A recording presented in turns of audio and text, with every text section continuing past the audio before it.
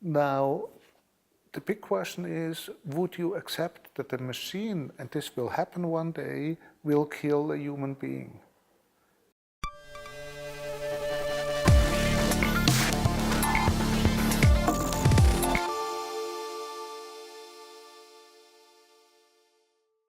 Do you think the process of making a car is the same as making an art piece? Well, it's a car in a way is an art. I mean, it's design and its expression. Mobility is much more than just moving your body from A to B. It's like the clothes. You need to have a shirt or a sweater to be warm, but also the clothes express your personality. Maybe you have a label on it, or you have a Gucci bag, or this. And this is all just more than its proper function. And the same is in mobility, that people like to express their personalities. For example, if I'm driving a Porsche, people will know I'm more like the sporty guy. If I drive a Mercedes, I'm more like a relaxed guy. So it's an expression of yourself, and designers, in a way, are artists to give it, besides the function, a certain form and an admiration of the label, of the branding to the public. So when you're designing these these kind of cars, how will you brainstorm it? What is the process of when you're thinking and get inspiration? When we start a new project, we first create a story. The story is what is like the red line, which is the guideline, through the whole project. So the story has to be here first, and we say, okay, we want to tell this year the story about this and this. So that guideline we follow, and with the story, we also need to develop a design which matches the story. It would be very difficult to do a design and then put the story on top of it. So again, the story for us is always the guideline, and in our approach, it's my designer who lives in New Zealand, it's my Swiss engineer and myself who come up with the principal design ideas, because we want to reach different goals of design. It's like with a human being. When I see you first, I look at you, and the way you're designed, so to speak, the way you're dressed, that's a first impression. And there's the old saying, you never get the second chance for a good first impression. And everybody just judges everybody within seconds, whether you like, or whether I feel you're well dressed, or you're sympathetic, or, whatever. And the same happens with a car. So is it possible if you get into a car after work, then the car will ask you, how are you today? And say something like Siri? This is a trend people do, but I have a different opinion. You certainly own a smartphone. You own a computer. Yes. Do they say hello to you? If I press Siri, they will. Okay, if you press Siri, but normally they would not talk to you. No, yeah. So why should the car talk to you? If your smartphone doesn't talk to you, your pad doesn't talk to you, your notebook doesn't talk to you, your PC doesn't talk to you, why is a car all of a sudden talking to me? In my perception. I mean, I wonder why. I mean, I love it when my wife says, good morning, Frank, how are you? Did you sleep well? Because she cares. But the car really doesn't care whether I slept well, or I would not believe him. Even so, if he were asking me, did you sleep well, I would know it's a machine. Furthermore, it's an interesting question whether future cars should be humanized or should remain machines. I mean, we look at autonomous driving, and autonomous driving means trusting the vehicle you're inside, or the technology. Now, from the human perception, we trust humans. But in reality, in traffic, in mobility, we know it's a mistake, because it's all humans who produce the accidents in the streets and cause 10,000s of dead people each year in China and 1.2 million dead people in the world because of human errors. So we should not trust the man in traffic or the human. Now with the automated, I would have the tendency to say, well, I give it a nickname, I put some human factors in it.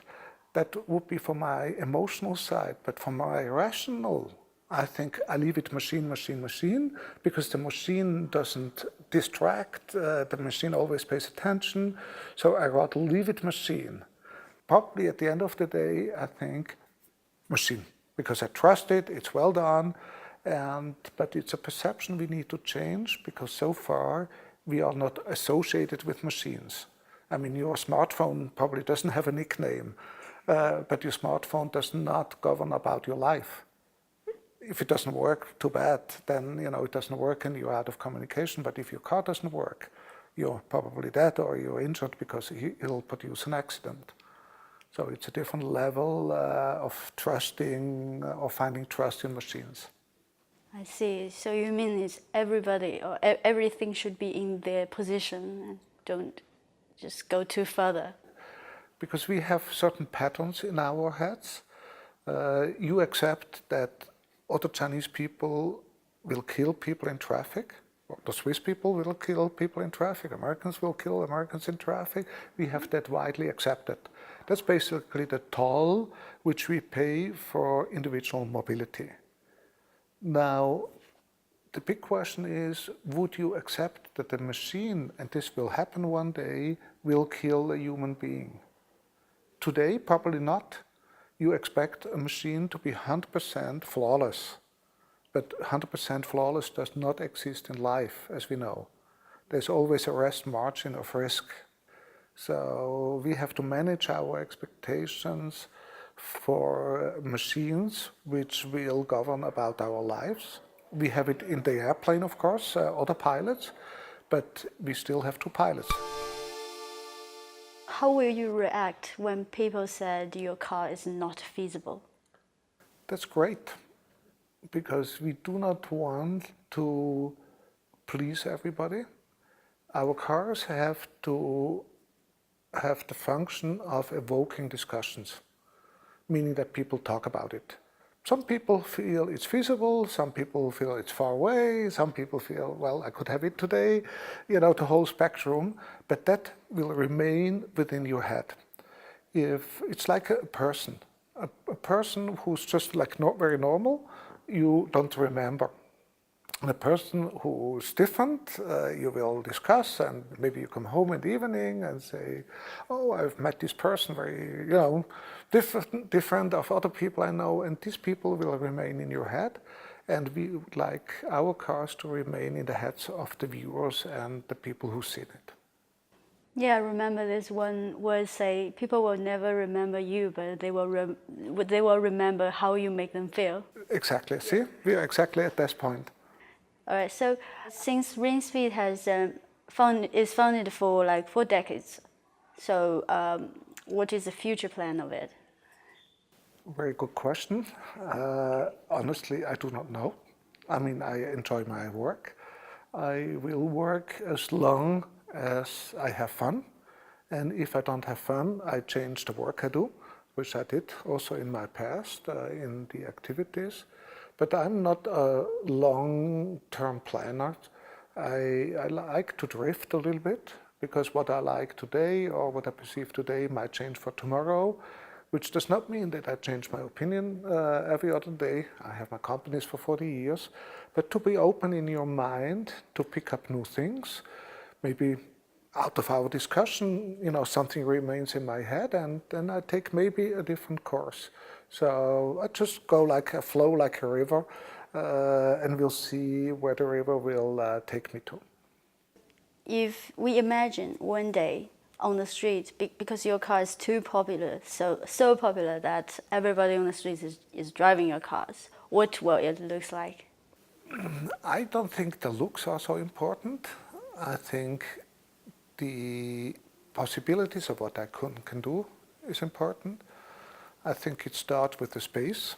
I don't want to be squeezed in like today in a tight automobile. I'd like to sit like now, have a comfortable chair. Maybe I can recline it.